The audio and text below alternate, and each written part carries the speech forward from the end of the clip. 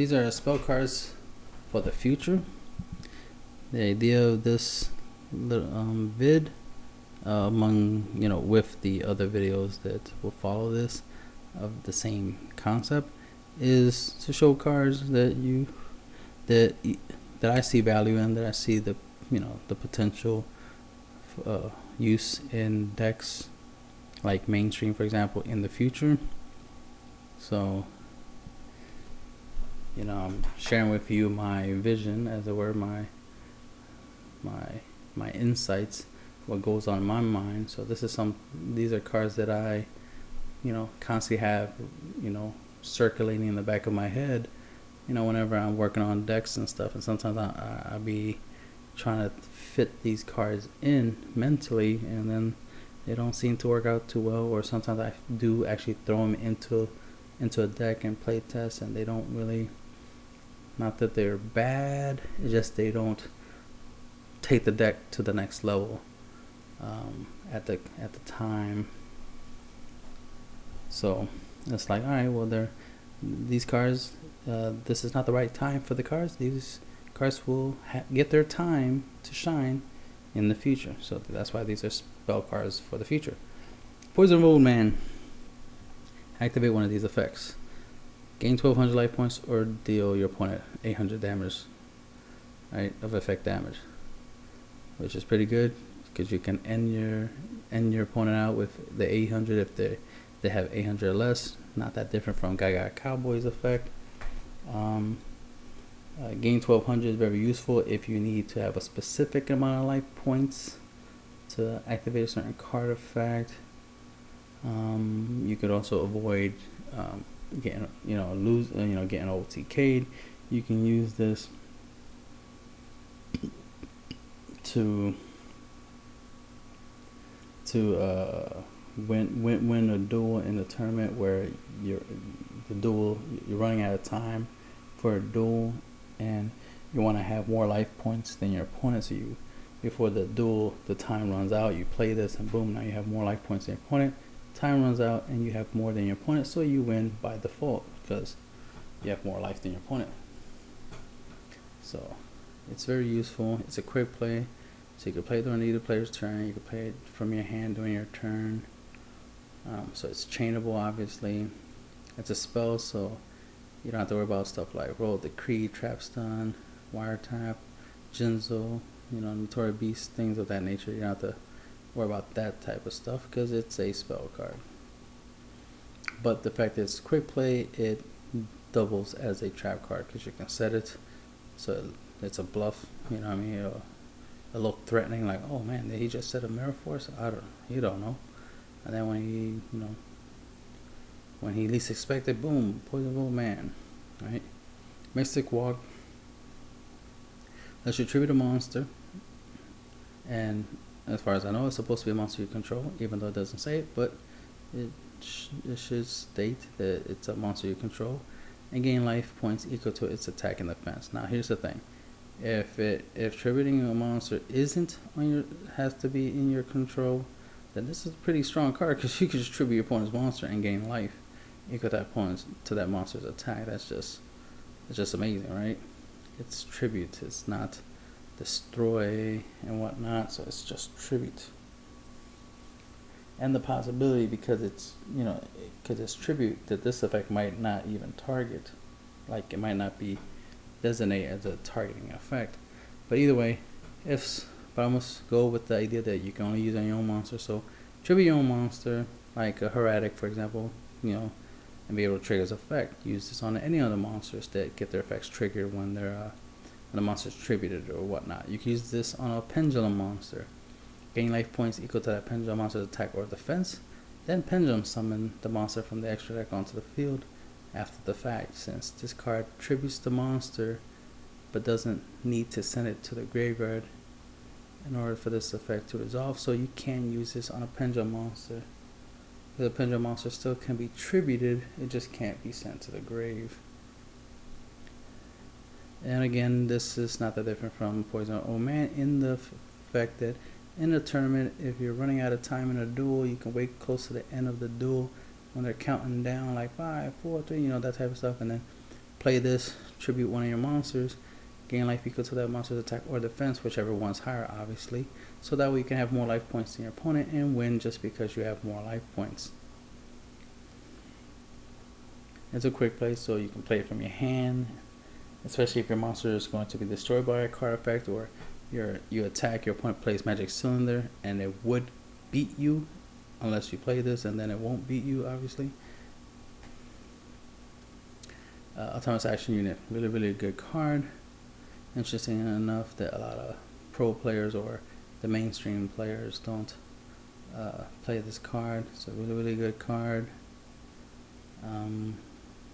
Interesting enough, you know, obviously if you looked at a lot of my deck profiles, you notice it's not in every one of my decks. There's a couple old decks that it is in, but it's not in every one of my decks. But it is, you know, one of my favorite cards, and it's a card that I definitely like the idea of trying to put in every deck, but I tend to opt not to. I consider it a really strong card, and I like to kind of hold back a little bit, because if played right, Autonomous Action Unit can devastate. Think about it, you draw 3 Autonomous Action Unit, you could pretty much OTK your opponent with that, you know what I mean? So it's pretty strong. Not saying that you know, I won't play it someday. I'm just saying that it's pretty strong, but interesting enough, not a lot of people play it. First aspect of its effect is pay 1500 life points to activate. Even if they negate this, you still have to pay that 1500, right? Select one monster in your opponent's graveyard and special summon that monster to your side of the field and face up attack position and equip it with this card. When this card is destroyed or removed from the field, the equipped monster is also destroyed. Granted, you can say, oh, but it could be MST, blah blah blah, so that's 1500 life points wasted. Yeah, they could, but I consider that your fault, because you shouldn't be allowing your opponent to have back row in the first place. You know, top priority is to get rid of your opponent's back row, because the reason why they have back row is to stop you. So why are you letting them stop you? If your opponent plays MST, Mirror Force, Trench, or Bombers, whatever trap they set for you, it is your fault for allowing them to trap you, as it were, because you're not blind. You clearly see that they have cards face down their side of the field. You should assume that they're traps, even if they ultimately turn out to be bluffs. You know what I mean? Like a whole bunch of spell cards face down. You gotta assume the worst, right? It's better to plan for the worst, which is they could have a threat face down, but hope for the best, that they have a bunch of bluffs and you can go in for game. But either way, Autonomous Action Unit, a really good card, if used right, can win you many duels, because you're using your opponent's monsters against them. So again, I see this in the foreseeable future being used by, you know, by me obviously a lot, but you know, might see other players play this, especially after they see this video. They might start play testing it more and see the value of it, like I see the value of it. My body is a shield, a lot of destruction effects. Well, there's a considerable amount of destruction effects that aren't spell and trap based. So you need something that can deal with monster-based destruction, global destructions, or monster-based destruction cards. Granted, there's stuff that can just negate monsters' effect, like Baylor, Break Your Skill, and Phoenix Chain, so on and so on. You know, stuff like that is optional, but My Body is a Shield is a pretty good card, because it's a quick play, so it can do stuff that most of these other cards can't do. You can't just top deck. You can't just, like, you know, your turn, draw my wiretap, for example, and be able to use it from your hand in the same turn to, you know, to stop a Mirror Force. You know what I mean? Same goes for, like, let's say your opponent has Exciton Knight on their side of the field, and you have a whole bunch of monsters. like you pendulum, let's say you did a combo pendulum, summon a whole bunch of monsters.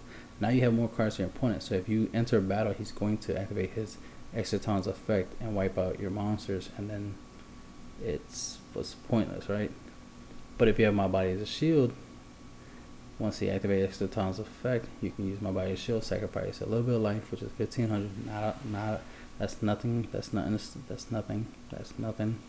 And prevent your monster's destruction and be able to get rid of Exciton in the process, and then attack for game. Something you can't do with, the Veiler you just drew, or with the Phoenix Chain you just drew, or the Breakthrough skill. These are cards that largely are used during your opponent's turn, not your own turn, while My Body as a Shield can be used during your turn, especially in the turn in which you drew it, which is a very important aspect, which is why this would be a card that would be largely played in the future, or definitely will see more play in the future when there's more and more destructive traps, more destructive monsters and whatnot.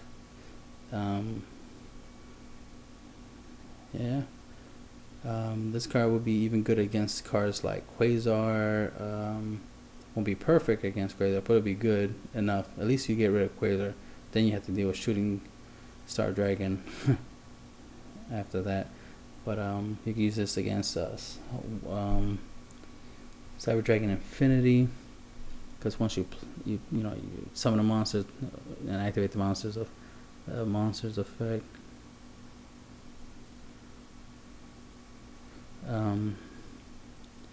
You play a monster and activates the effect, and your opponent uses Cyber Dragon Infinity's effect to negate.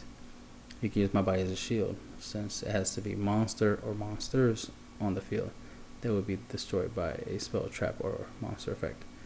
So this is a good respond counter, as it were, to certain effects of that nature.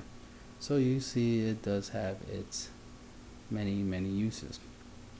You can use this against Black Rose, Exciton Knight, Judgment Dragon, Beast King Barros, so on, Hot Red Dragon Archfiend, Red Dragon Archfiend, and even his Red Dragon Archfiend's Assault Mode. These cards can be used against them because they have, monster destroying abilities. And your monsters are important. That's how you deal damage. Wise Man's Chalice, a really good card.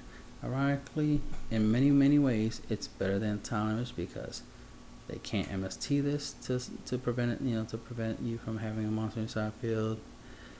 You don't have to pay 1500 life points to take a monster from one's graveyard and summon it to your side of the field. The only real stipulations is you have to have no monsters in your side field, and you cannot tribute the monster that you summon with this, as long as it's face up, and you can't use it as synchro material, so you can't synchro summon with it while it's on your side of the field. While it's face up on the field. But you can exceed summon with it, which is, something that a lot of players typically do. So you think this would be like a really powerful, really popular side deck card. Maybe some casual players do play. Maybe some, players that do go to, tournaments and whatnot, and they top pretty high, but not high enough, to be noticed by the world at large, or by the mainstream. And they probably do play Wise Man Chalice at that level that they're at. Let's say they're top 32 as opposed to top 16 or 8, right? So they top 32 within that range, but since it's not higher than that, they don't get the recognition for using something as awesome as Wise Man's Chalice, because it's a really good card, and you can use it many ways. I'm not going to waste your time trying to explain the different ways to use it. I'll let you figure that out. Dice Foon, simple enough. You play it. It's a quick play. You roll a die, 1. If the result is 2, 3, or 4, destroy 1 spell or trap around the field. So essentially, it's just MST if you get a 2, 3, or 4. But if you get a 5, you can destroy 2 spells and traps on the field, which is really awesome. And if you're good at rolling a dice, or you have a really, mainly if you're really good at rolling a dice, you can pretty much almost guarantee 5, right? If you're really good at rolling dice. And you know, you get to destroy 2 spells and traps, which is better than just a regular MST. But then, of course, if you get a 1 or 6, you take 1,000 damage. So, you know, it has a little bit of a drawback, a little bit per se, but you know, to each their own. This has the potential to be, you know, better, stronger replacement to MST. But since MST is not really luck based, like you're guaranteed to destroy 1 spell or trap, as opposed to potentially destroying 1 spell or trap or 2. And you definitely don't want to just take 1,000. But it has the potential. Either it replaces MST, or it becomes an accompanying card with it. Maybe it adds itself to the Galaxy Cyclone MST family, as it were, and then throw in Dice Foon, and they got 3 cards that has some pretty good, you know, effects, generic effects to get rid of your opponent's devastatingly powerful spells and traps, aka the back row, right? Pot of Benevolence, I don't want to spend too much time explaining many things about it, but you can select 2 cards in the grave or graveyards and shuffle them back into their owner's deck or decks. So you can target just yourself, like grab 2 cards from your graveyard, put it back in your deck, shuffle, and then this card gets banished in the process. Or you can target 1 card in your graveyard, 1 card in your opponent's graveyard, and then shuffle them back. This is useful against stuff you want to get rid of, stuff that, you know, the only way you can, you know, get rid of them and make them less of a problem, like Stardust Assault Mode, for example, is to remove, you know, is to bounce them back to the deck from the graveyard, because it's kind of hard to deal with them while they're on the field.